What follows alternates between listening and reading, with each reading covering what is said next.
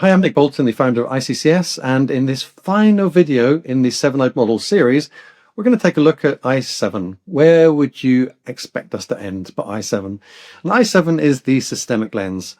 So this is really bringing into the conversation within supervision what is happening in the wider system that could be influencing the coaching. Now, that wider system could include many things, including perhaps an organizational context, the professional coaching context, the community context, the familial context. It doesn't really matter what it is, but if you think about the coaching dyad, and then you take that into a coaching supervision triadic relationship between the supervisor, the coach, and the client, all of that exists within a particular wider system.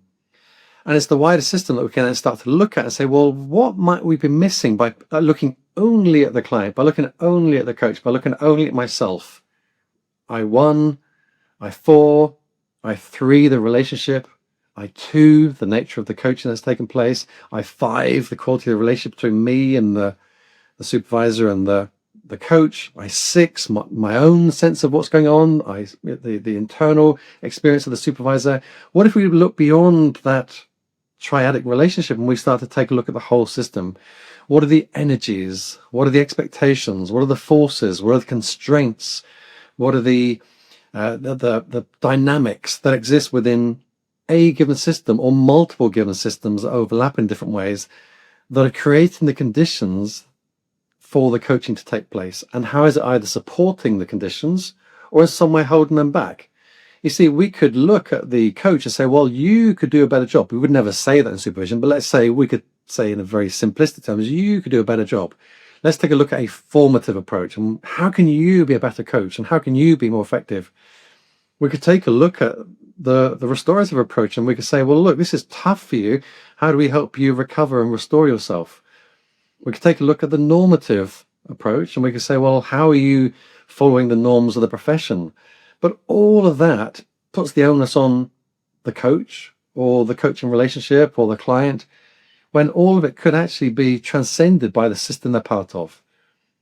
If the coach is working in a system which in some way holds back the quality of their work or expects things from them that they can't give or they don't want to give, or there are levels of dynamics, if you like, that are at play that pull the client and the coach apart, irrespective of what the coach does.